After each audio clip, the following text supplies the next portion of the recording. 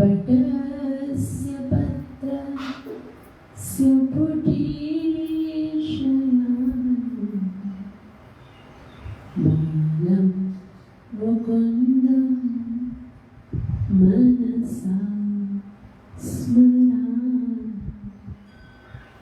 श्रीकृष्ण गोविन्द हरि मुरारी हे नाथ नारायण सुजीव जिह्वे पिबस्वं मृत्युमेतदेव गोविन्द नाम धर्मं धरेति नारायणं नमस्कृत्य नरं चैव नरोत्तमं दैवीं सरस्वतीं व्यासं ततो जयमुदीरये नष्टप्रायेषु अभद्रेषु नित्यं भागवत सेवया भगवति युक्तमश्लोके भक्तिर्न भवति नैष्टिकी पंचतत्त्वात्मकं कृष्णं भक्तरूपस्वरूपकं भक्तावतारभक्ताख्यं नमामि भक्तशक्तिं जय श्री कृष्ण चैतन्य प्रभु नित्यानंद श्री अद्वैत गदाधर श्रीवासदि गौर भक्तवृंद हरे कृष्ण कृष्ण कृष्ण हरे हरे राम राम राम हरे हरे। ग्रंथराज श्रीमद् भागवत महापुराण की जय। श्रीमद् भागवतम चौथा सिकंद अध्याय 16 आज हम प्रारंभ करेंगे। तो अब तक हमने पढ़ा कि संसार में बहुत ही अराजकता फैल गई थी और महाराजा वेद एक बहुत ही दुष्ट राजा थे, जिसके कारण संसार में बहुत उपद्रव हो गया था और जो जितने वृक्ष थे उन्होंने फल देना बंद कर दिया था। धरती जो थी वो भी बंजर हो गई थी और जितने ऋषि मुनि थे वो सब, क्योंकि यज्ञ नहीं हो रहा था और महाराजा जो वेद थे वो यज्ञ करने नहीं देते थे, बोलते थे बस मैं ही भगवान हूँ, आपको मेरी पूजा करनी है। और इस तरह से संसार में बहुत अधर्म बढ़ गया। तो ऋषियों ने क्या किया, बोला ऐसा राजा तो होना ही नहीं चाहिए, इसलिए क्या करना चाहिए, श्राप देके मंत्र पढ़ के उसको मार डाला और महाराजा वेद की मृत्यु हो गई।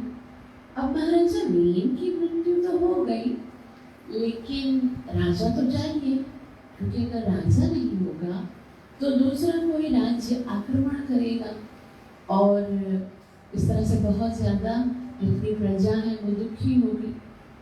तो सारे ऋषियों ने सोचा कि महाराजा वेद तो बुरा राजा था, लेकिन एक पवित्र कुल में उत्पन्न हुआ है, इसलिए हम महाराजा वेद के शरीर को मंथन करेंगे। जैसे हम दही का मंथन करते हैं तो क्या निकलता है, मक्खन निकलता है।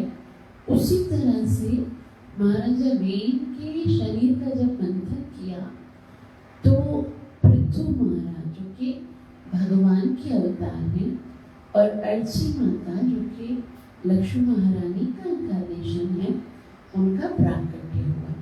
अब जैसे ही पृथु महाराज का प्राकट्य हुआ तो वहां पर बंदी जन जो थे वो पृथु महाराज की स्तुति करने लगे। लेकिन महाराज पृथु ने कहा कि आप मेरी स्तुति क्यों कर रहे हो?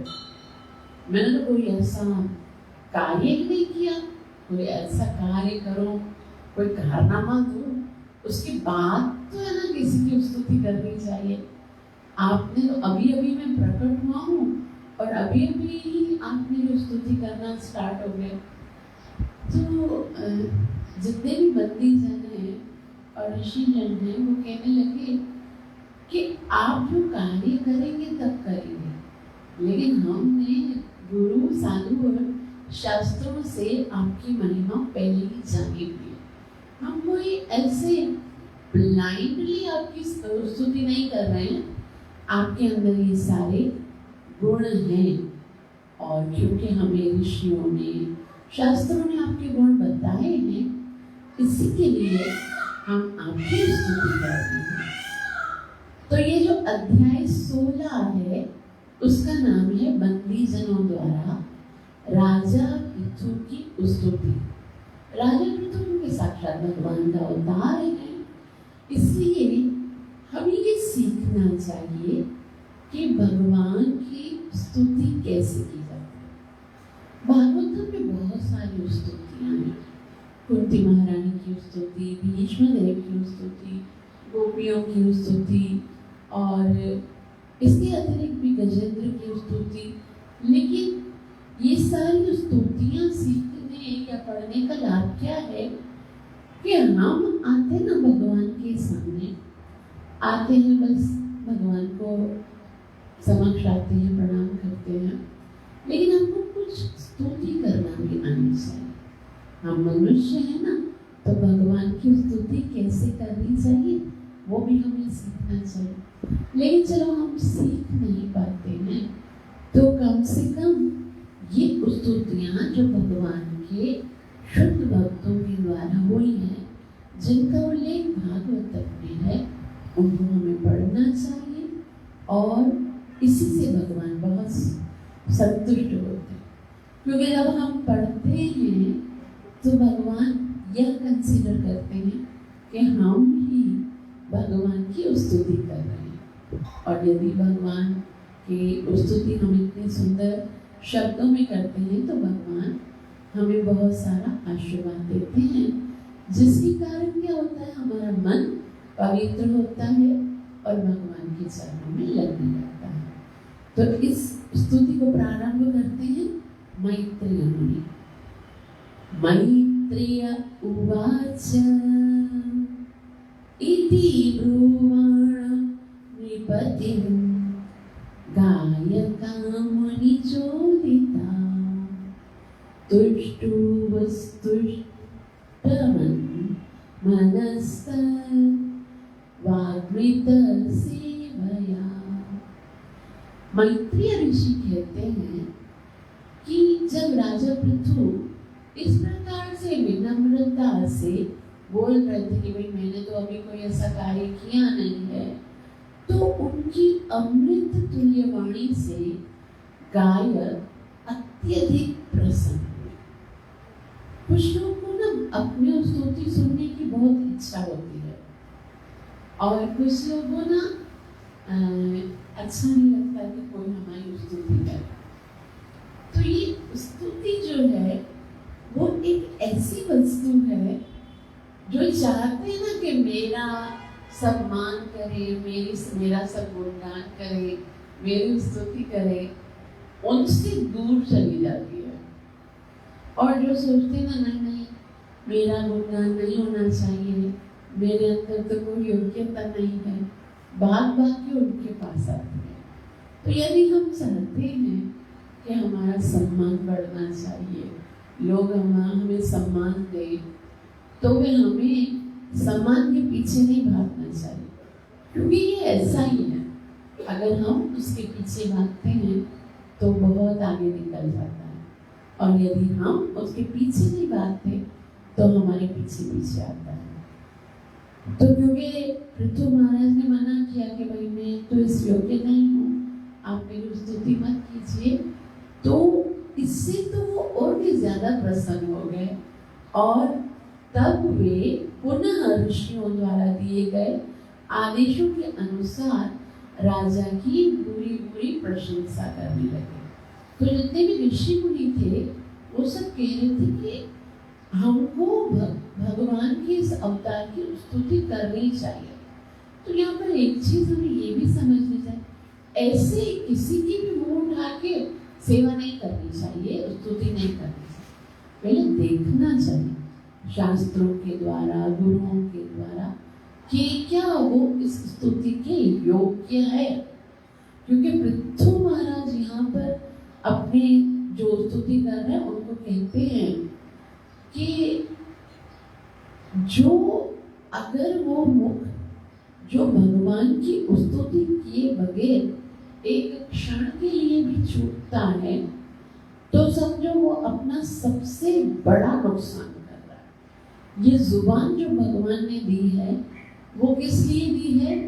ताकि भगवान का नाम जप कर सके, भगवान का गुणगान कर सके। इसी पृथु महाराज कहते हैं साहानि तन्महत् चित्रम सा मोहो सच विभ्रमा यच्चमन् क्षणो वापि वासुदेव न चिन्तयेत्। साहानि तन्महत् चित्रम। हमको लगता है ना कि हमारा नुकसान हो गया, जब कोई हमें बोलेगा ना हमारा बहुत बड़ा नुकसान हो गया तो हमको लगेगा कि शायद कारोबार में या बिजनेस में उसका नुकसान हो गया, लेकिन वो नुकसान इतना महत्वपूर्ण नहीं है। यहाँ पृथु महाराज कहते हैं सबसे बड़ा जो हमारा कीमती खजाना है वो हमारा समय है, और वो समय यदि किसी व्यर्थ के काम में हमने लगा दिया तो समझो हमारा बहुत बड़ा नुकसान।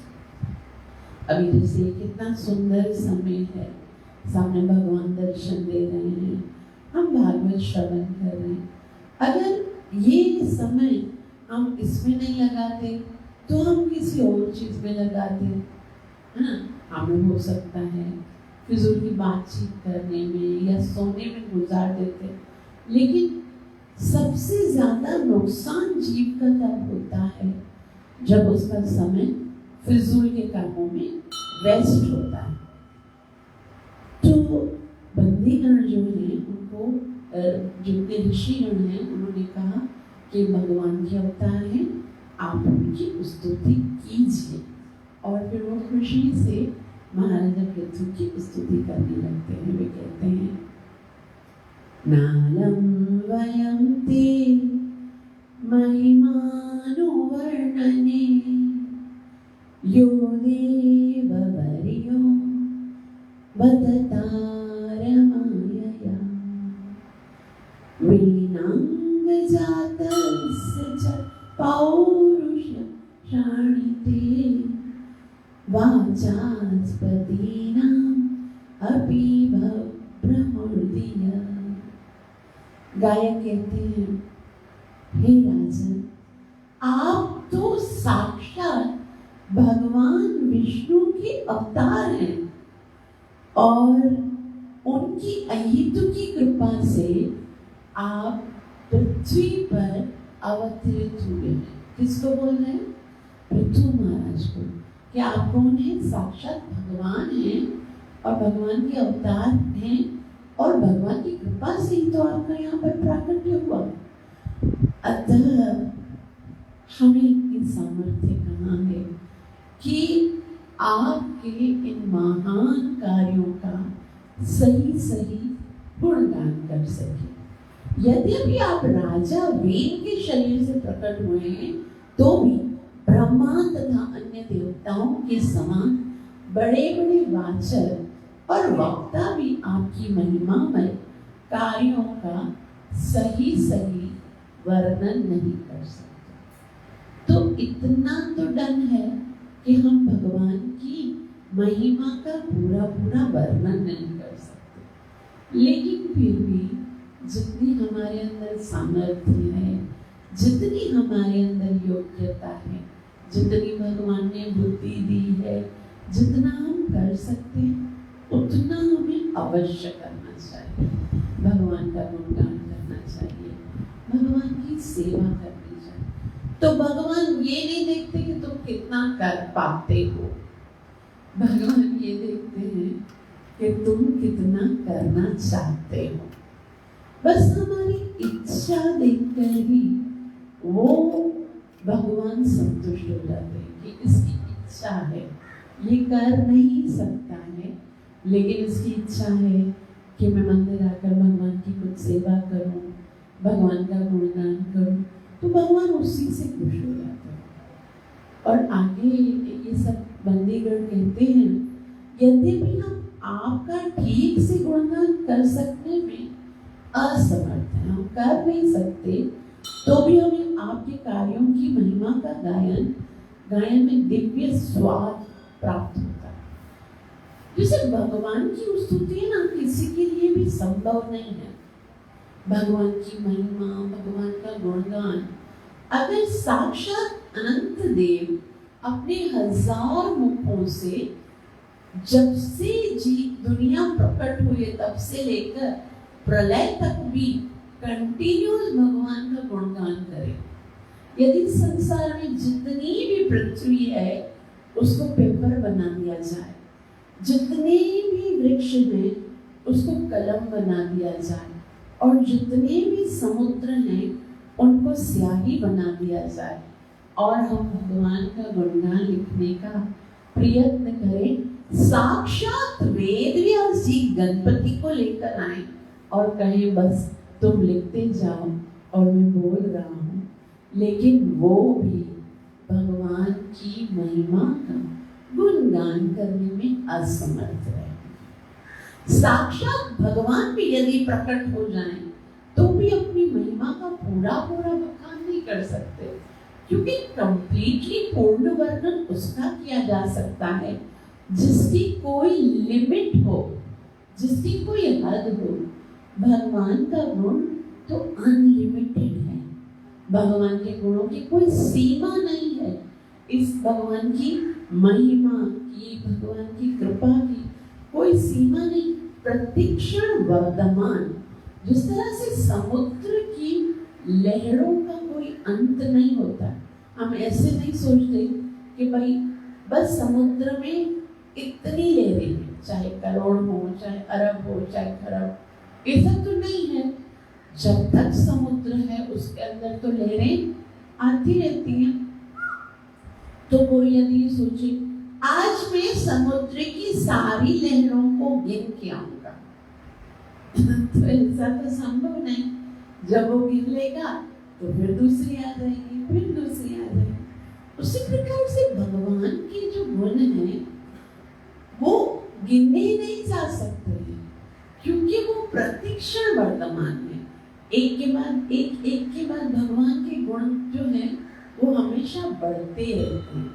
इसलिए पृथु महाराज को कहते हैं कि हम असमर्थ हैं, आपके गुणों का सही तरह से बखान तो नहीं कर सकते, तो भी हमें आपके कार्यों की महिमा का गायन करने में दिव्य स्वाद उत्पन्न होता है।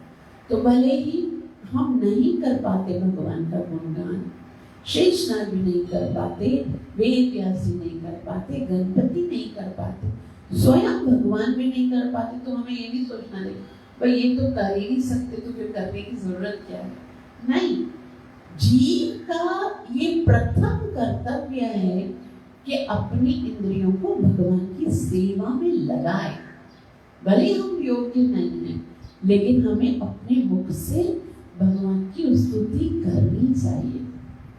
भगवान अपने हाथों से भगवान के मंदिर की सेवा करनी चाहिए। अपने मन में भगवान का चिंतन करना चाहिए। हमें जो भगवान ने ये शरीर दिया है वो इसीलिए दिया है कि हम इस शरीर को अपने भगवान की सेवा में लगा सके। कैसे करते हैं? मन से शुरू करते हैं। सवै मनः कृष्ण पादा रविंदयो वाचांसि वैकुंठ गुणा विष्णुवर्मणे करो हरिर्मन्दिरमार्जनादिषु श्रुतिं चकाराच्युतशतकोदया स वै मनः कृष्ण पदारविंद। हर वक्त मन को भगवान श्री कृष्ण के चरण कमल की ओर आकर्षित। मन ना एक बहुत ही छोटा बच्चा होता है ना, बहुत नटखट होता है, उसके जैसा है। छोटा बच्चा कहाँ जाता है? जहां उसको मना कर, आग जल रही होगी ना, बोले उधर नहीं जाओ, तो भाग भाग के उधर जाता है। तो जब आग की तरफ बच्चा जा रहा है तो माँ क्या करती है? उसको वहां से खींच के लेके आती है। नहीं बेटा इधर नहीं जाना, आगे आगे से आपको तकलीफ हो सकती है, हानिकारक हो सकती है। जहाँ पर पानी होगा उधर जाएगा, जहाँ पर कुछ खतरा होगा उधर जाएगा, जहाँ पर कोई पशु होगा उधर जाएगा। तो माँ क्या करती है? बार बार उसको खींच के लाती है। उसी तरह से हमारा मन है ना, जो खतरनाक जगह है ना, बार बार उधर जाता है। खतरनाक जगह क्या है? भगवान कहते हैं दैवी येषा गुणमयी मम माया दुरत्यया। ये जो माया है ना, संसार है ना, वो बहुत खतरनाक है। और मन छोटे बालक की तरह बार बार संसार की ओर आकर्षित होता है। किसी चीज की तरफ चला गया, किसी व्यक्ति की तरफ चला गया, किसी वस्तु की तरफ चला गया। तो जिस तरह से माँ बच्चे को उस खतरे से बचाने के लिए बार बार खींच के आती है, उसी प्रकार हम आत्मा हैं और हमें अपने मन को बार बार कंट्रोल करके भगवान के चरणों में लाना चाहिए। सवै मन कृष्ण पदारविंदो। भगवान की चरण एकदम सुरक्षित जगह है। यहाँ पर यदि मन लग गया ना, फिर कोई चिंता की आवश्यकता नहीं, क्योंकि भगवान के चरण कैसे हैं? भगवान के चरण नाव की तरह, और ये माया जो है उसको पार करना बहुत कठिन है। तो इसको पार करने के लिए ये जो सुंदर नाव है वो क्या है? भगवान श्री कृष्ण के चरण कमल। तो भगवान श्री कृष्ण के चरण कमल की नाव में जो बैठ जाता है, उसको फिर भवसागर पार करने में मेहनत नहीं लगती। फिर क्या होता है? फिर तो ये भव सागर है ना, सागर बहुत बड़ा होता है ना, उसको पार करना कठिन लगता है। लेकिन वो कैसे बन जाता है? वो वत्स पदम। वत्स मतलब गाय का जो छोटा बच्चा होता है ना, वो जब सागर के किनारे पे चलता है तो एक छोटा सा खड्डा बनता है पैर के निशान, और फिर जब लहर आती है तो उस निशान जो बना है उसके अंदर पानी भर जाता है। लेकिन उस पानी को क्रॉस करना क्या मुश्किल है? तो छोटा सा खड्डा है गाय के बछड़े का, तो उसको क्रॉस करने के लिए हमको कश्ती नहीं चाहिए, हमको मेहनत भी नहीं करनी पड़ेगी, छोटा बच्चा भी क्रॉस कर लाएगा ना। उसी तरह से भगवान की जो चरण कमल का आश्रय लेता है, जिसके मन में भगवान के चरण कमल है, उसे संसार को क्रॉस करने के लिए कोई एक्स्ट्रा ऑर्डिनरी स्ट्रगल करने की जरूरत नहीं है, कोई मेहनत करने की जरूरत नहीं। बस वो तो खेल खेल में ये भौतिक जगत को पार कर देगा। भगवान कहते हैं मां एव यो प्रपद्यन्ते माया में तरंगिते। वैसे तो माया को क्रॉस करना बहुत कठिन है, लेकिन मेरी शरण में तो आ जाओ। और शरण में कैसे आना है? हमको भगवान का नाम लेना। हरे कृष्णा कृष्णा कृष्णा हरे हरे, हरे राम राम राम। तो खाली सुनना नहीं, हमको प्रैक्टिकल भी होना। जो आप लोग यहाँ पर आते हो, आप लोगों को कुछ समय भगवान का नाम भी जप करना चाहिए। भले हम एक माला करते, लेकिन एक माला रोजाना करना है, भले हम 2 माला करते हैं, क्योंकि जब तक हम नाम नहीं जप करते हैं तब तक जो है वो हमारा मन भगवान में नहीं लगेगा। ये एक सिस्टम है कि हमें भगवान के नाम का जप करना ही है, चाहे हम 1 माला कर सकते हैं, 2 माला कर सकते हैं या 16 माला कर सकते हैं। नाम जपना जरूरी है, जरूरी नाम जपना है। और कौन सा नाम जपना है? हरे कृष्णा कृष्णा कृष्णा हरे हरे, हरे राम राम राम हरे हरे। तो मन किसमें लगाना है? भगवान के चरणों में। इधर उधर जाएगा तो क्या करेंगे? उसको खींच के लाएंगे। और कैसे खींचेंगे?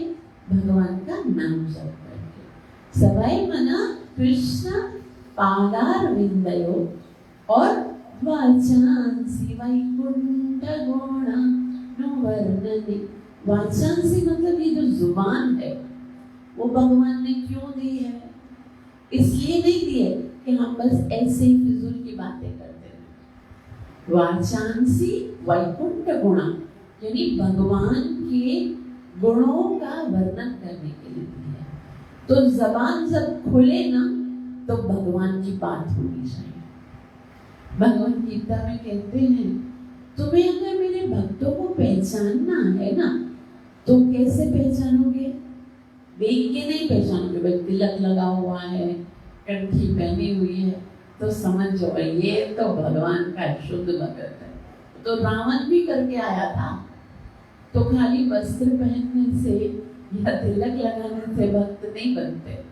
कैसे बनते हैं? वाचांसी वैकुंठ गुणा यानी भगवान की विषय में बोलना, भगवान की महिमा का गुणगान करना, भगवान का नाम जप करना। जब कोई ऐसे करता है, जब हम उनसे मिलते हैं तो भगवान की महिमा का बखान करता है ना, तो हमें समझना चाहिए कि ये भगवान का शुद्ध भक्त है। आज तो देखो तिलक लगा देंगे, कंठी पहन देंगे, फिर भी वो जब बात करेंगे तो बुराइयां करना शुरू करेंगे। ये ऐसा है, वो ऐसा है, ये ऐसा है, वो ऐसा है। तो जो ऐसा करते हैं ना वो भगत नहीं होते। भगत कौन से होते हैं? जो भगवान की महिमा को गुणगान करते हैं, खुद भी भगवान की भक्ति करते और दूसरों को भी भगवान की भक्ति में लगाते हैं। और करो हरेर मंदिर मार्जन। करो मतलब ये जो हाथ हैं वो भगवान ने क्यों दिए हैं?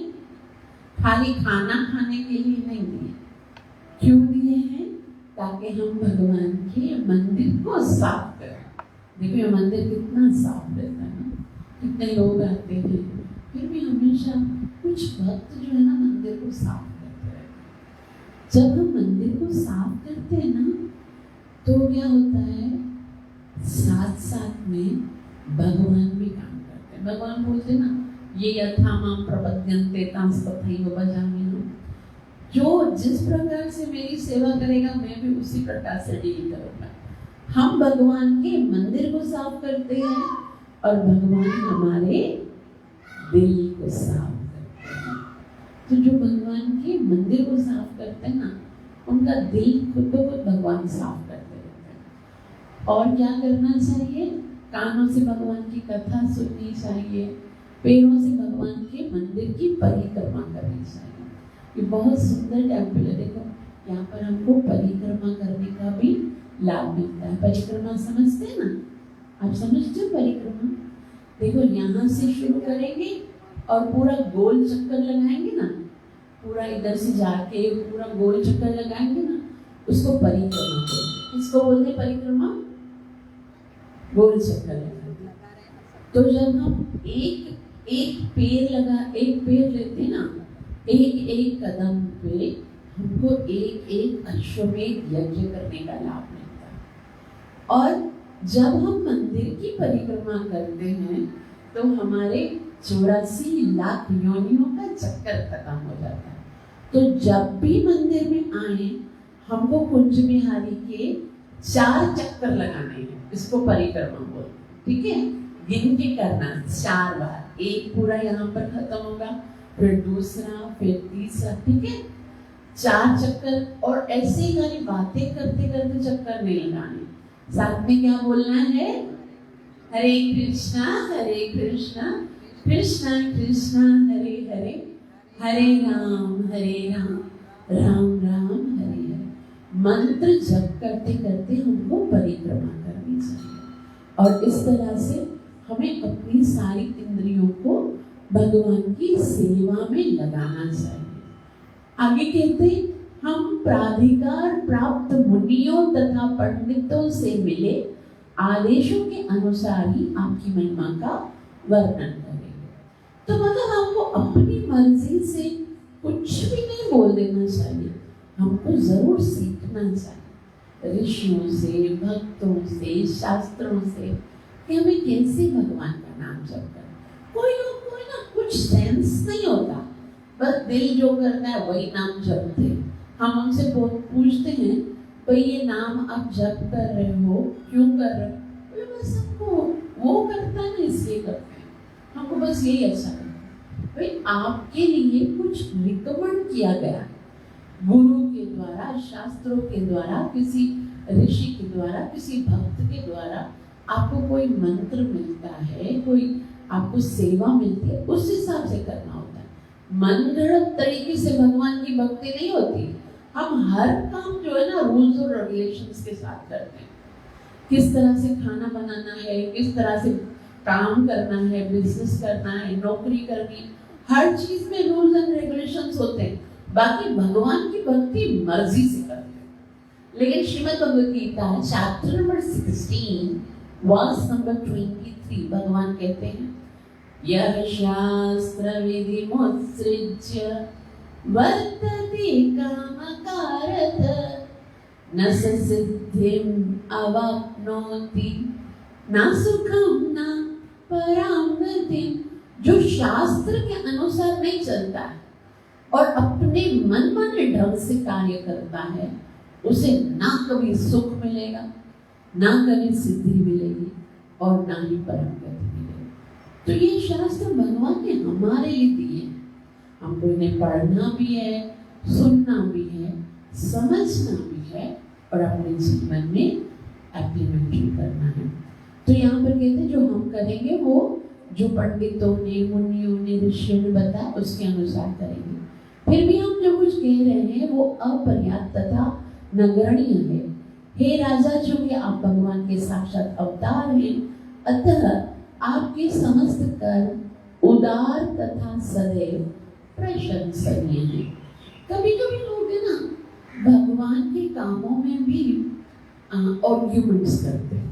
आर्ग्यूमेंट्स मतलब भगवान है तो फिर माखन चोरी क्यों करते हैं, भगवान है तो रासलीला क्यों करते हैं, ये भगवान है तो ऐसा क्यों करते हैं, ये राम भगवान है तो उसने सीता मैया को घर से क्यों निकाल दिया। उसको पता नहीं था क्या कि रावण जो है उनके पास रहकर भी सीता मैया बिल्कुल पवित्र थी, एक धोबी के कहने पर उसको घर से निकाल दिया। ये कृष्ण भगवान है तो वो ऐसा क्यों करता। तो लोग है ना भगवान के कामों में भी बहुत सारे आर्ग्यूमेंट्स करते हैं, लेकिन हम इतने बेवकूफ हैं कि हम अपनी इस बुद्धि से संसार के एक साधारण इंसान को भी नहीं समझ सकते। तो क्या हम पूर्ण पुरुषोत्तम भगवान को समझ सकते? तो भगवान के कार्यों में कभी भी कोई आर्ग्यूमेंट्स नहीं करना चाहिए, कभी भी ये नहीं सोचना चाहिए भगवान ने ऐसा क्यों किया। भगवान के हर कार्य के पीछे एक बहुत बड़ी योजना होती है। तो भक्त जो होते हैं वो क्या करते हैं, भगवान की कथाओं को सुनते हैं और भगवान की महिमा का वर्णन करते हैं, लेकिन आर्ग्यूमेंट्स नहीं करते, क्योंकि भगवान के जो भी कार्य होते हैं यहाँ पर लिखा हुआ है कि वो सब प्रशंसनीय होते हैं। क्वेश्चन किया जा सकता है, अगर कोई बात समझ में नहीं आती है तो क्वेश्चन किया जा सकता है, लेकिन ऐसा भी नहीं होना चाहिए कि वो क्वेश्चन जो है वो चैलेंजिंग मोड में होने चाहिए। मुझे ये समझ में नहीं आता। जैसे भी गीता में भी भगवान से अर्जुन जो है वो सवाल करते हैं ना कि भाई मुझे तो कुछ समझ में नहीं आया है, मैं आपकी शरण में आ रहा हूँ, आप कृपा करके मुझे बताइए कि मेरे लिए बेहतर रास्ता कौन सा है। फिर भगवान बोलते हैं अर्जुन, ये जो दिव्य ज्ञान है वो मैंने पहले सूर्य देव को सुनाया। इमं विवस्वते योगं प्रोक्तवान् अव्ययम् विवस्वान् मनवे प्राहु मुन्मनुर्इक्ष्वाकवे ब्रवीत्। मैंने ये पहले मनु को सुनाया, पहले सूर्य देव को सुनाया, सूर्य देव ने मनु को सुनाया, मनु ने इक्ष्वा को सुनाया। अर्जुन बोलते अच्छा आपने सूर्य देव को कब सुनाया? आप तो मेरे अभी आए हो, जब से मैं आया हूँ, यानी कि तुम तो मेरे ही है ना एज के हो, तो फिर मैं कैसे मान सकता हूँ कि ये ज्ञान जो है वो आपने पहले सूर्य देव को सुनाया? तो अर्जुन कहते हैं कि देखो तुम्हारे और मेरे बहुत सारे जन्म हो चुके हैं, लेकिन मैं उन सबको जानता हूँ। बहूनि मे व्यतीतानि जन्मानि तव चार्जुन तान्यहं वित्थ सर्वाणि न त्वं वित्थ परन्तप। देखने में मैं तुम्हारे जैसा लगता हूँ, लेकिन मैं तुम्हारे जैसा नहीं हूँ, क्योंकि मुझे मेरे सारे जन्म याद है और तुम्हें याद नहीं है। तो क्यों याद नहीं है? क्योंकि मैं भगवान हूँ। तो इस तरह से क्वेश्चन तो किया जा सकता है, लेकिन शंका नहीं होनी चाहिए। तो यहाँ पर कहते हैं आगे कि ये राजा महाराज पृथु धार्मिक नियमों के पालन करने वालों में सर्वश्रेष्ठ है, यानी कि वो आएंगे और धर्म का पालन करेंगे। और भगवान ने कहा भी है कि मैं क्यों आता हूँ बार बार? धर्म संस्थापनार्थाय संभवामि युगे युगे। धर्म की स्थापना करने के लिए मैं हर युग में आता हूँ। तो पृथु महाराज भी भगवान का ही अवतार है, तो धर्म के नियमों का पालन करने के लिए। अतः वह प्रत्येक व्यक्ति को धर्म में प्रवृत्त करेगा और धर्म के उन सिद्धांतों की रक्षा करेगा। भगवान की ड्यूटी है कि जहाँ अधर्म होता है वहां पर धर्म की स्थापना करना। ये ड्यूटी किसकी है? भगवान की है। और आप मुझे बताइए कि सबसे ज्यादा अधर्म कौन से युग में होता है? सतयुग में? नहीं। द्वापर युग में? नहीं। त्रेता युग में? नहीं।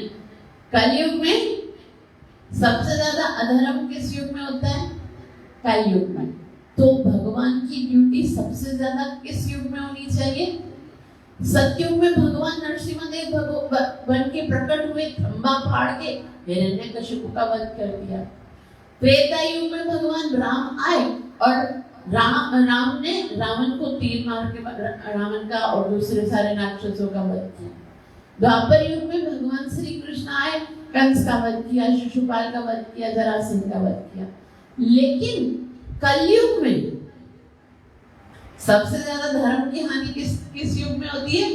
कलयुग में। तो कलयुग में भगवान क्यों नहीं आए? कलयुग में भगवान ने किसको मारा? इतने सारे पापी है ना, कलयुग में तो बहुत सारे पाप हो रहे हैं। हर जगह पे चोरी हो रही है, लूट मार हो रही है, डकैतियां हो रही है, रेप हो रहे हैं, उल्टे सीधे कार्य करते हैं, सब कितने सारे दंगा फसाद हो रहे हैं। तो फिर ज्यादा जरूरत भगवान की किस युग में?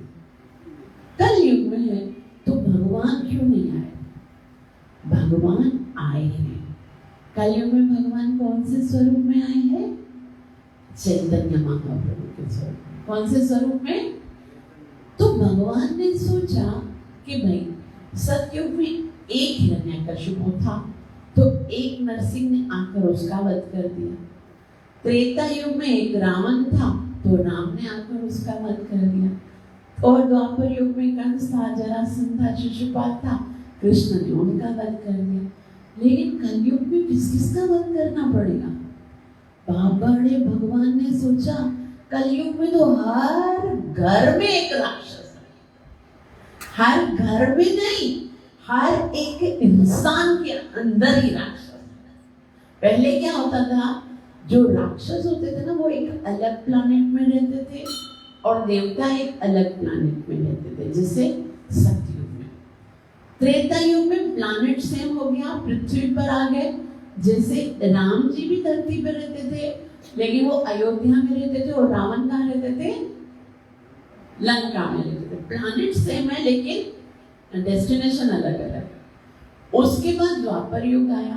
द्वापर युग में जो राक्षस और धर्मी लोग हैं वो सब एक ही कुल में आ गए। कौन सा कुल था, कौरवों का कुल, है ना। वो धृतराष्ट्र के पुत्र थे, वो पांडव के पुत्र थे, लेकिन दोनों भाई थे। लेकिन कलयुग में भगवान ने देखा कि एक ही इंसान के अंदर राक्षस भी है और पुण्य आदमी भी है। अबे मारूं तो किसको मारूं? तो भगवान ने सोचा अभी मारने से काम नहीं पड़ चलेगा, अभी पापी को नहीं मारना है, अभी तो पाप को खत्म करना। तो भगवान इस कलयुग में पापियों का वध नहीं करते, बल्कि हृदय में जो पाप वासना है, जो पाप की इच्छा है, उसको खत्म करते। और भगवान नाम के रूप में, ये कली काले नाम रूपे श्री कृष्ण अवतार, कलयुग में भगवान ने नाम का अवतार लिया है। और जब हम नाम जप करते हैं तो हृदय में बैठा हुआ पाप जो है वो मर जाता है और केवल धर्म की स्थापना होती है। तो भगवान ने पहले तो भगवान इतना सरलता से, ऐसा देखो, भगवान जब वृंदावन में थे तो गोपियों के साथ थे और मथुरा वाले तरसते थे। फिर जब भगवान मथुरा चले गए तो वृंदावन वाले तरस रहे थे कि कृष्ण हमें छोड़ के गए। फिर जब मथुरा से द्वारिका गए तो फिर मथुरा वाले परेशान कि भगवान हमें छोड़। मतलब एक साथ में भगवान सबको तो नहीं मिलते थे, लेकिन कलयुग कितना सुंदर है। आप कहीं पर भी बैठकर भगवान को पुकार सकते हो, कहीं पर भी बैठकर नाम ले सकते हो। हरे कृष्ण कृष्ण कृष्ण हरे हरे, हरे राम राम राम हरे। बस ये नाम ले लोगे ना तो नाम ही भगवान है। नाम नामकारी बहुधा निज सर्व शक्ति ही तत्र अर्पिता। भगवान की सारी शक्तियां भगवान के नाम में है। और जब हम भगवान का नाम लेते हैं तो भगवान जो है वो हमारे हृदय में आकर क्या करते हैं, चेतो दर्पण मार्जनम, हमारे हृदय का मार्जन करते हैं। तो आगे कहते हैं कि आप क्योंकि धर्म के सिद्धांतों की रक्षा करेंगे और अधर्मियों तथा नास्तिकों के लिए वह महान मानदंड दाता भी होगा। यानी रक्षा किसकी करेंगे, हमारी रक्षा करेंगे, हमारे पुण्य कर्मों की, हमारी भक्ति की रक्षा करेंगे, हमारे धर्म की। और विनाश किसका करेंगे, हमारे अंदर जो पाप वासना है, हमारे अंदर जो अपराध की भावना है, जो हमारे अंदर काम क्रोध लोभ मात्सर्य है, उसका वध करेंगे। और क्या करेंगे, केशवै लोकपालानां विवर्त्ये कस्तनोत्तनो काले काले यथा भागं लोकयोरुभयोर्हितम्। यह राजा अकेले अपने ही शरीर में यथा समय समस्त जीव आत्माओं का पालन करने तथा विभिन्न प्रकार के कार्यों को संपन्न करने के लिए विभिन्न देवताओं के रूप में प्रकट होकर उनको प्रसन्न रखने में समर्थ होगा। भगवान जो है ना वो सारे कार्य कर सकते हैं, लेकिन भगवान जो है वो सबको अवसर देते हैं। कोई हमसे पूछते हैं कि भाई माता जी हमारे धर्म में तो इतने सारे देवी देवता नहीं होते हैं, सनातन धर्म में बहुत सारे देवी देवता होते हैं, तो क्या आपके जो भगवान हैं वो सारे काम खुद नहीं कर सकते। वर्षा के डिपार्टमेंट के लिए अलग इंद्रदेव को है ना नियुक्त किया है, एजुकेशन के डिपार्टमेंट के लिए सरस्वती जी को, जल के डिपार्टमेंट के लिए वरुण देव को, वायु के डिपार्टमेंट के लिए वायु देव को, पवन देव को। क्यों भगवान सारे काम खुद नहीं कर सकते क्या? दूसरे धर्मों में तो एक भगवान होते हैं, आपके धर्म में इतने सारे भगवान होते हैं। तो असल में भगवान सारे काम खुद कर सकते हैं। ऐसा नहीं है कि भगवान नहीं कर सकते, लेकिन भगवान इतने करुणामयी है कि जब जीव भगवान की सेवा करने की इच्छा प्रकट करता है तो भगवान उनको सेवा में लगाते हैं। ये भगवान की सबसे बड़ी कृपा है कि वो सबको अपनाते हैं और सबको अपनी सेवा प्रदान करते हैं। तो यहाँ पर बोलते हैं यह राजा अकेले ही सब कर सकता है, लेकिन वो अलग अलग देवताओं के रूप में भी प्रकट होता है। इस प्रकार वह प्रजा को वैदिक यज्ञ करने के लिए प्रेरित करके स्वर्ग लोक का पालन करेगा। अब क्या है, भगवान श्री कृष्ण भगवद गीता में कहते हैं कि एक इंसान को अपने जीवन में 3 काम कभी नहीं छोड़ने। जब तक आप जिंदा हो तब तक आपको 3 काम करने हैं। कौन कौन से 3 काम हैं? यज्ञदान तपः कर्म नात्याजं कार्यमेव तत्। यज्ञदान तपश्चैव पावनानि मनीषिणः। यज्ञ, दान और तपस्या कभी नहीं छोड़ने। तो हमको लगेगा यज्ञ का क्या मतलब है? आपको पता है यज्ञ का क्या मतलब है? आपको पता है यज्ञ का क्या मतलब? ऐसे यज्ञ होता है ना, हवन बनाते हैं, फिर उसमें आहुति डालते हैं, है ना, उसको क्या बोलते हैं, है ना, और आहुति डालते तो क्या बोलते हैं? स्वाहा। तो हमको लगता है कि बस यज्ञ एक ही प्रकार का होता है, लेकिन भगवान श्री कृष्ण भगवद गीता के 10वें अध्याय में बोलते हैं यज्ञानां जपयज्ञोऽस्मि, कि एक प्रकार का यज्ञ नहीं है, बहुत सारे टाइप के यज्ञ हैं, और उनमें जो सबसे श्रेष्ठ यज्ञ है वो क्या है? यज्ञानां जपयज्ञोऽस्मि। जप यज्ञ यानी भगवान के नाम का जप करना, ये सबसे बड़ा यज्ञ है। तो एक इंसान को 3 काम नहीं छोड़ने चाहिए। कौन सा? पहला क्या है? यज्ञ, और यज्ञ मतलब जप यज्ञ। हमको जैसे हमने पहले भी कहा, रोजाना जप करना ही है, टाइम निकालना ही है नाम जप करने के लिए। यज्ञ कभी नहीं छोड़ना है, और जप यज्ञ ही इस कलयुग में रिकमेंडेड है। और दूसरा क्या है? दान। तो दान मतलब कि कुछ न कुछ हमारी जो हम कमाई करते हैं उसमें से कुछ न कुछ हमें भगवान की सेवा में जरूर देना चाहिए। चाहे हम उसके लिए 1% देते, 2% देते, 5% देते, कितना 10% देते, लेकिन अपनी कमाई का कुछ हिस्सा भगवान की सेवा में जरूर देना चाहिए। इससे क्या होता है कि हमारी जो धन है वो पवित्र होता है। धन पवित्र होए दान देने से। अगर हम दान नहीं देते हैं, सपोज अपनी कमाई का कुछ भी हिस्सा दान में नहीं देते हैं, तो भी क्योंकि भगवान ने हमें ये शरीर दिया है, उसी शरीर से तो हम काम करते। भगवान ने अगर हमें शरीर पूरा नहीं दिया होता, हाथ नहीं होते, पैर नहीं होते, तो हम काम कर सकते। भगवान ने हमें बुद्धि दी है, तो बुद्धि के द्वारा ही हम काम करते हैं। भगवान ने हमें सब कुछ समझने की सलाहियत दी है, काम करने की, तभी तो हम करते। लेकिन भगवान का हिस्सा अगर नहीं निकालते तो फिर भगवान अपना हिस्सा ले ही लेते हैं, या तो डॉक्टर के सूरत में या तो डाकू की सूरत में। भगवान तो ले ही लेंगे, छोड़ेंगे नहीं। इसकी शराफत इसी में है कि हमको हमारी कमाई का कुछ हिस्सा जो है वो भगवान की सेवा में प्यार से दे देना चाहिए, भक्ति के साथ, प्रेम के साथ।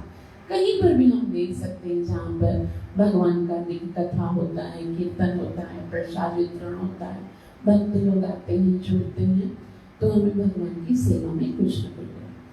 तो 3 चीजें नहीं छोड़नी चाहिए। पहला क्या है? यज्ञ। कौन सा? जप यज्ञ। दूसरा क्या है? दान। मतलब हम जो कमाते हैं उसमें कुछ न कुछ मंथली बना होना चाहिए कि जितना, जैसे अपने घर में कैसे होते हैं, एक बेटी को इतना पॉकेट मनी देना है, बेटी को इतना पॉकेट मनी देना है, पत्नी को इतना देना है, राशन वाले को इतना देना है, बिजली के बिल वाले को इतना देना है, कैसा होता है।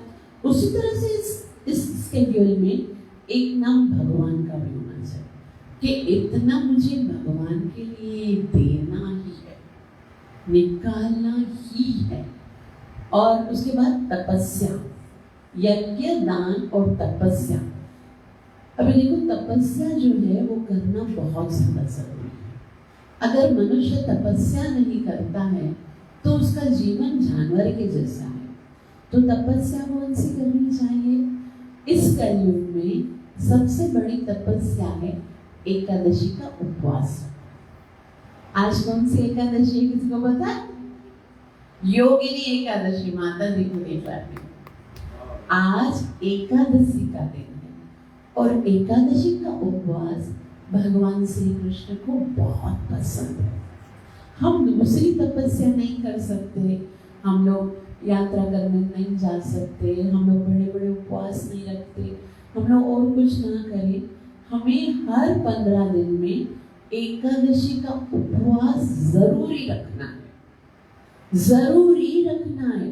दूसरे जितने उपवास हैं अगर हम रखते हैं तो हमें पुण्य मिलता है, नहीं रखते हैं तो हमें पाप नहीं मिलता। जैसे सोमवार का उपवास होता है, मंगल का होता है, बुध का होता है, थर्सडे का होता है, फ्राइडे का होता है, कोई क्या बारता है, कोई क्या बारता है।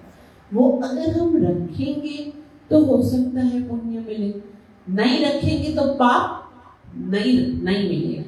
लेकिन एकादशी का उपवास ऐसा है कि अगर हम रखते हैं तो हमें बहुत पुण्य मिलता है, लेकिन अगर हम नहीं रखते तो नरक के सारे पापियों का पाप हमारे ऊपर चढ़ जाता है। जैसे पिछली दफे जो एकादशी थी उसका नाम था निर्जला एकादशी, और हमने रात को यहाँ पर पूरी कथा भी बताई थी कि निर्जला एकादशी का उपवास क्यों रखते हैं, भगवान ने क्यों एकादशी को वरदान दिया है, और उस दिन अन्न के अंदर पाप कैसे वास करता।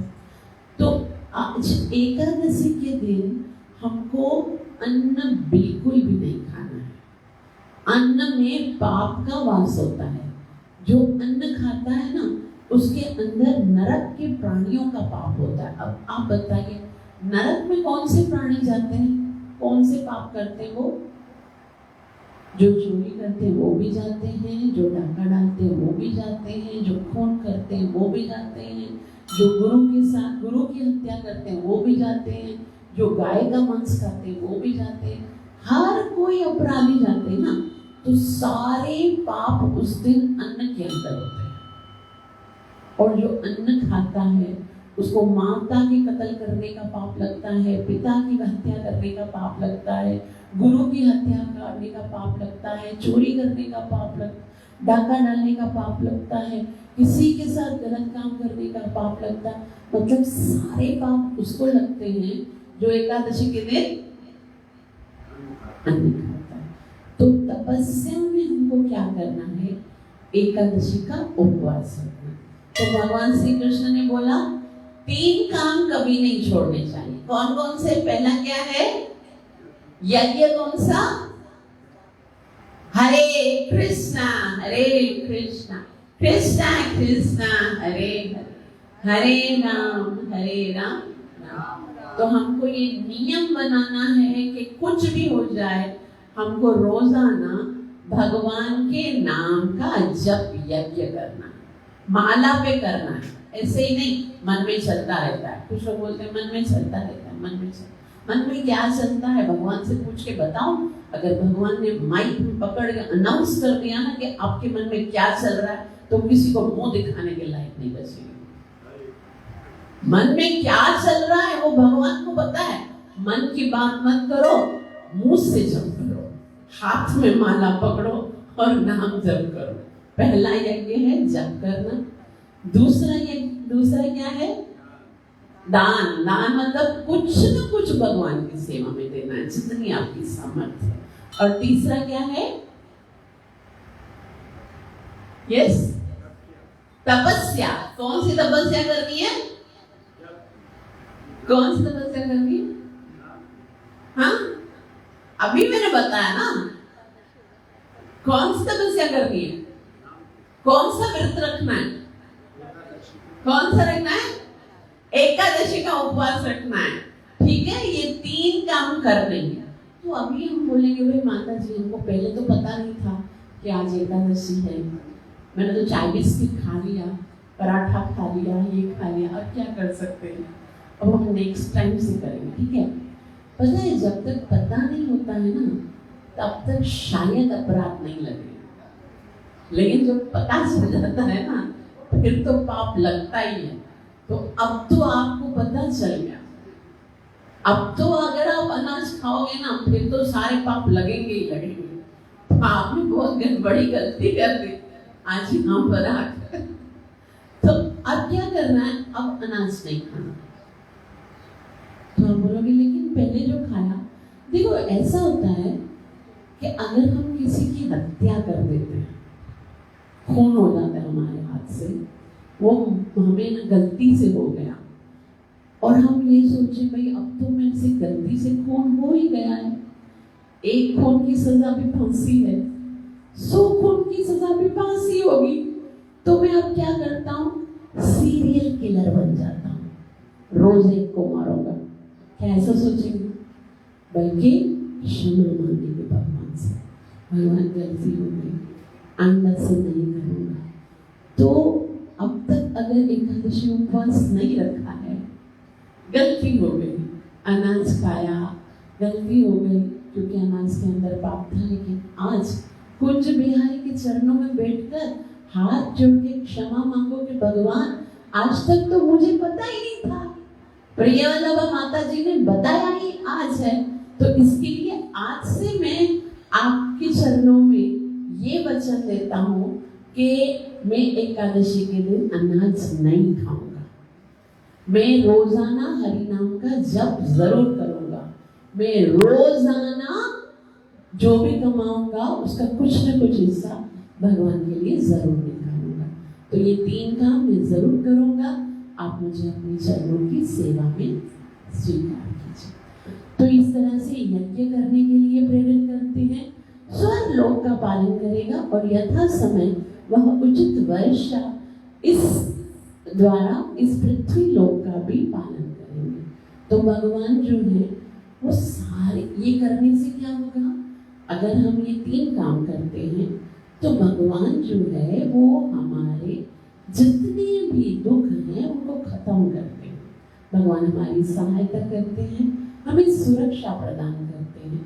दुख तो भगत के जीवन में भी आते हैं, ऐसा नहीं है जो भक्त बन जाता है, एकादशी उपवास रखता है, नाम जप करता है और दान करता है, उसके जीवन में दुख नहीं आएंगे।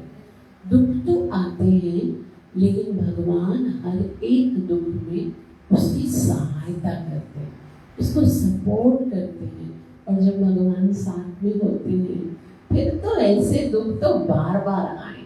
क्या कितना आनंद है उस दुख में, जिसमें जैसे ही नाम निकले मुख से उसी टाइम पर भगवान आ जाते हैं। बोलो मैं तुम्हारी क्या सेवा कर सकता हूँ? और जब भगवान आ जाते हैं, कुंती महारानी कहती है भवतो दर्शनम व्यत्सात् अपुनर्भव दर्शनम। कृष्णा जब तुम आ जाते हो ना सामने, तो फिर दोबारा मुझे और किसी दुख का चिंतन नहीं होता, क्योंकि तुम आ गए तो फिर दुख कैसा? तो दुख तो संसार में भगवान के भक्तों पर भी आते हैं, लेकिन वो कैसे होते हैं? जैसे बारिश तो सबके लिए आती है, ऐसा नहीं है कि भाई जो लोग है ना अमीर होते हैं उनके बारिश नहीं होती है, जो गरीब होते बारिश उनके लिए होती। बारिश तो सबके लिए आती है, लेकिन अगर किसी को बारिश से बचना है, भीगने से बचना है, तो उसको क्या उठाना पड़ेगा? अम्ब्रेला, छतरी अगर उसके हाथ में है तो वो भीगेगा नहीं। उसी तरह से दुख सबके पास होते हैं, लेकिन भगवान के नाम की छतरी जिसके पास है, हरे कृष्णा कृष्णा कृष्णा हरे हरे, हरे राम राम राम हरे हरे, जो हरि नाम की छतरी को थामता है, संसार के दुख उसे दुखी नहीं करते, और दुख में भी उसको भगवान की याद रहती है, इसीलिए वो आनंद करता है, इसीलिए वो हमेशा संतुष्ट रहता है। आगे कहते हैं कि यह महाराजा पृथु समस्त नागरिकों पर अत्यंत दयालु रहता है। संसार में जो भगवान है ना, वो इतने दयालु हैं कि जितने भी जीव हैं जो आपसे प्यार करते हैं ना, उन सबका प्यार यदि एक साथ में जमा किया जाए और भगवान का प्यार यदि एक साइड में रखा जाए, तो सारे संसार के जीवों का प्यार जो है वो भगवान के प्यार के समुद्र के एक कतरे की बराबरी में नहीं कर सकते। इतना प्यार करते हैं भगवान हमसे। हम रोज खता करते हैं, हम रोज पाप करते हैं, हम रोज भगवान को भूल जाते हैं, हम रोज पाप करते हैं, लेकिन भगवान क्या कहते हैं, अपीचे सुदुराचारो, तुम अगर पापियों में सबसे बड़े पापी हो, फिर भी अगर मेरी शरण में आओगे, मैं तुम्हें स्वीकार कर लूंगा। मैं तुम्हें, भगवान कहते हैं तुम मेरे हो, भगवान कहते हैं ममई वंशजी, कितनी बड़ी बात है। आप बताओ संसार में कोई अगर कोई आपका दोस्त है या आपका पुत्र है, आपका भाई है जो बहुत बड़ा पापी है, जिसने वो सीरियल किलर है, उसने बहुत सारे डाके डाले हैं, बहुत सारे खून किए, बहुत सारे अपराध किए, आप बोलोगे कि ये मेरा है, ये मेरा है? आप बोलोगे नहीं, मैं इसको नहीं जानता हूँ, ये डाकू है। लेकिन भगवान जानते, चाहे कोई बड़े से बड़ा पापी हो, कोई बड़े से बड़ा दुराचारी है, भगवान स्वीकार करते हैं कि तुम मेरे हो, बस मेरे पास आ जाओ। तो बस एक बार यदि तुम मेरी शरण में आकर कह दो, तवास्मी सचयाचते, कि मैं तुम्हारा हूँ, तो फिर अभयम ददामि सर्वत्र, मैं उसे अभय प्रदान कर दूंगा। ददामि एतद व्रतम, मैं वचन देता हूँ अर्जुन, बस कोई आके कह दे कि कश्चित मैं तुम्हारा हूँ कृष्ण, खाली इतना। एक बार क्या हुआ, जब रावण और राम का युद्ध हो रहा था, तो विभीषण को रावण ने घर से निकाल दिया, और विभीषण जो है वो जब निकाल दिया गया लंका से, तो राम के पास गया, और राम के पास जब गया तो सबने सोचा ये तो रावण का भाई है, रावण का भाई है, रावण का भाई है, उसको मत आने दो। सुग्रीव में बोलता है रावण का भाई है, हमारा भेद लेने के लिए आए, जान तुम सब बोल रहे हैं, भाई इसको कैसे बुला सकते हैं, अपनी सेना में आएगा तो सारे हमारे राज जान लेगा। तो हनुमान जी से पूछा श्री राम ने कि हनुमान जी आप क्या कहते हो? तभी हनुमान जी ने कहा, श्री राम को कहा कि ये बहुत अच्छा है, भक्त है, जब मैं लंका गया था तो ये आपका नाम ले रहा था।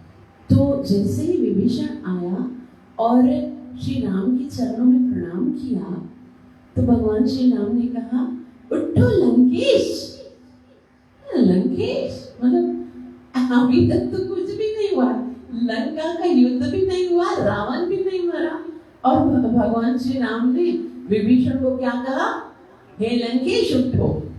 तो सब पूछने लगे कि आप तो कहते हो कि कोई भी पापी अगर आपकी शरण में आ जाएगा, आप उसे स्वीकार कर लोगे।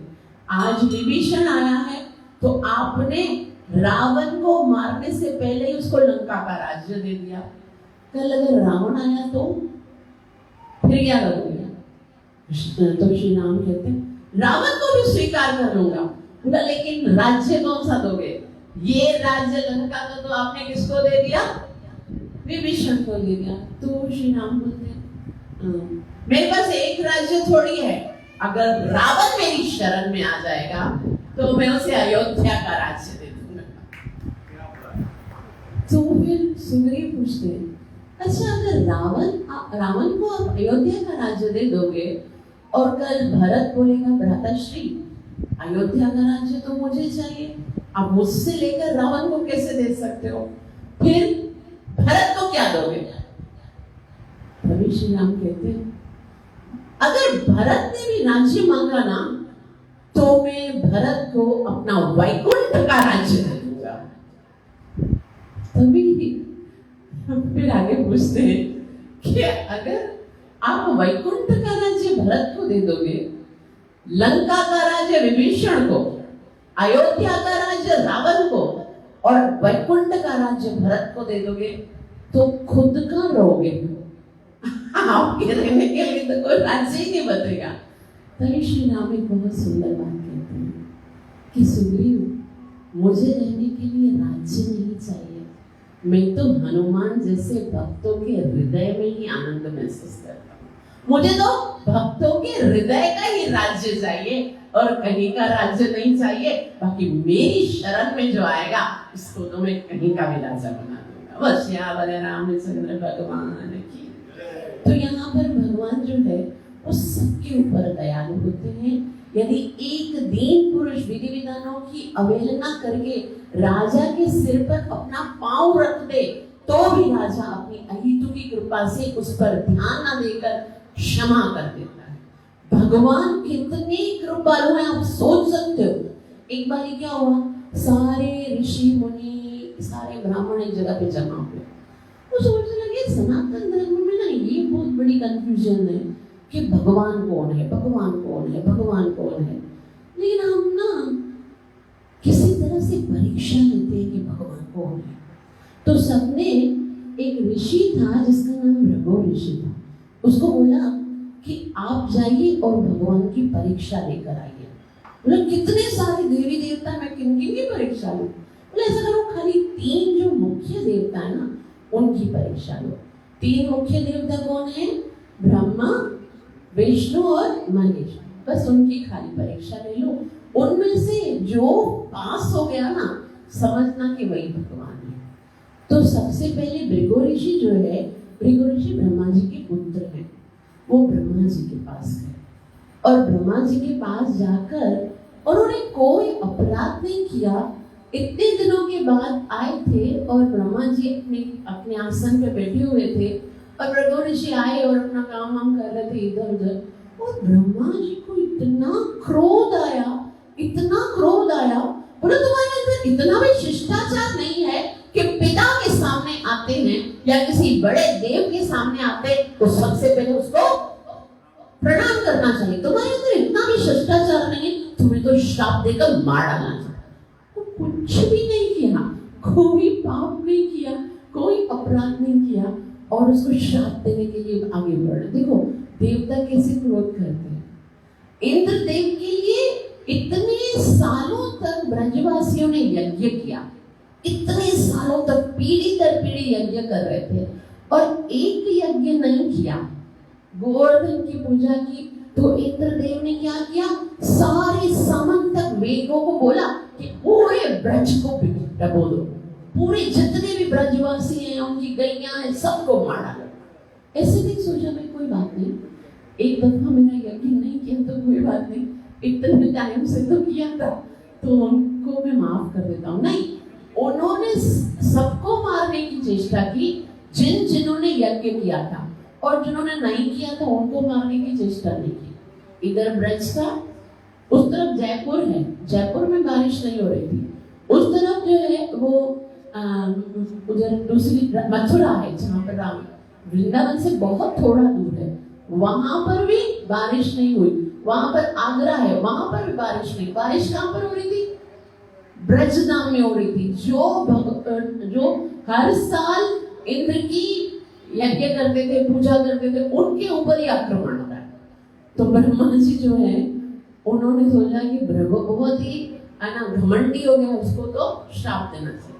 भृगु मुनि वहां से भागते हैं, डायरेक्ट जाते कैलाश पर। और कैलाश में कौन रहते हैं?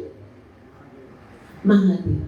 महादेव ने जब देखा वो मेरा भाई आया है और दूर से आसन से उठे और आके आलिंगन करते हैं, आजा आजा मेरा भाई, कितने दिनों के बाद तुम आए हो। तो भृगु ऋषि का दूर हटो, कितने दिन हुए नहाया नहीं तुमने, कब से तुमने अपने ऊपर शमशान की भूत लगाई हुई है और ये मुंडों की माला, तुम्हें पता नहीं मैं कितना ब्राह्मण हूँ, 3 टाइम गायत्री करता हूँ, स्नान करता हूँ, जाओ दूर हटो मेरे से। इतना सुना तो महादेव को इतना गुस्सा, बहुत बहुत घमंड है तुम्हें अपने ब्राह्मण पड़े पर, ठीक करता हूँ त्रिशूल लेके, उनके पीछे भाग रहे थे। और उसके बाद क्या हुआ, वहां से भृगु ऋषि भागे और डायरेक्ट गए वैकुंठ में भगवान के पास। ब्रह्मा जी तो क्रोधित हो गए, शिव जी भी क्रोधित हो गए। अब परीक्षा किसको लेनी थी, किसकी लेनी थी, विष्णु भगवान। परीक्षा कब लेते हैं, जब कोई सामने जागा हुआ हो। विष्णु भगवान तो एकदम शांताकारं भुजगशयनं पद्मनाभं, एकदम सोए हुए आनंद से लक्ष्मी महारानी जो है वो धीरे धीरे से उनके चरण दबा रही है। वो सोच रहे आंखें खोले तो मैं परीक्षा लूं, इतनी देर हो गई सुबह से शाम, आनंद में कुछ भी पता ही नहीं दुनिया में क्या हो रहा है। सांस ले रहे हैं तो प्रकृति प्रकट हो रही है, अंदर जा रही है तो प्रकृति अंदर जा रही है, उनको कोई आनंद में है। इसकी परीक्षा लूं कैसे, अभी सोचो।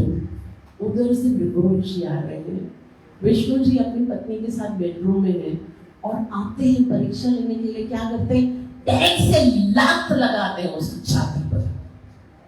हम तो, वो तो भगवान है, हम तो साधारण है ना, बिल्कुल एकदम साधारण है। अपने बेडरूम में अपनी पत्नी के साथ बैठे हो और कोई एकदम अजनबी सा व्यक्ति आए और वो आकर हमारे साथ बेड विनर्स करे या कुछ उल्टा सीधा कहे, हमारा क्या रिएक्शन होगा, है ना? हमने तुम्हारा किया क्या भाई, हमारे ही घर पे आकर हम हमारे साथ इस तरह से कर रहे हो। लेकिन भगवान ने पता है क्या किया, भगवान ने भृगु ऋषि की जैसे लात मारी, भगवान फौरन जाग गए और भगवान ने पहले तो उनको एक आसन पे बिठाया और फिर भगवान भृगु ऋषि के चरण दबाने लगे। और चरण दबाते हुए भगवान जो है उनके नेत्रों से आंसू निकल रहे थे और भगवान कह रहे थे कि मुझे बहुत दुख है, मुझे पता नहीं था कि आप आने वाले हो, और अगर मुझे पता होता ना तो मैं अपनी छाती को फूलों की तरह नरम कर देता।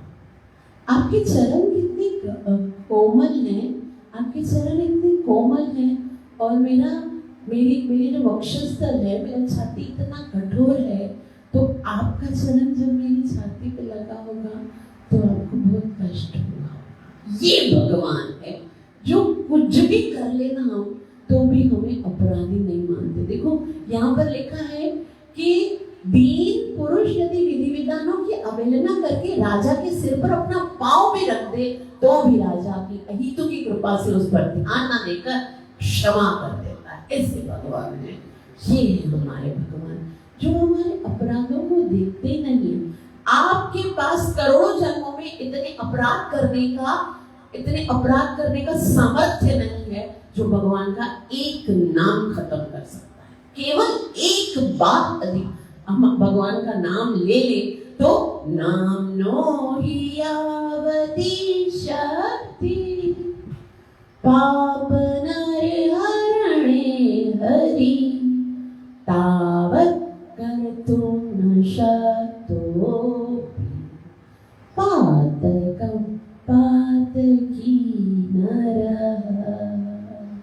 जगत के रक्षक के रूप में यह पृथ्वी की ही भांति सहनशीलता होगी। तो भगवान इतने सहनशील हैं, भगवान इतने दयालु हैं, भगवान इतने कृपालु हैं, और कितने मूर्ख हैं वो जीव जो भगवान की शरण में नहीं आते और दर दर भटकते रहते हैं। तो हमारे जीवन का लक्ष्य यही है कि हम भगवान की भक्ति करें, भगवान को संतुष्ट करें और अपने इस मनुष्य जीवन को सफल करें। थैंक यू सो मच, आप सबका बहुत बहुत आभार जो इतना प्रेम से श्रवण किया। कृपया मुझे आशीर्वाद दीजिए कि मैं निरअपराध भाव से भगवान के नाम को जप कर सकूं और अपनी सेवा और साधना से गुरु और कृष्ण को प्रसन्न कर सकूं।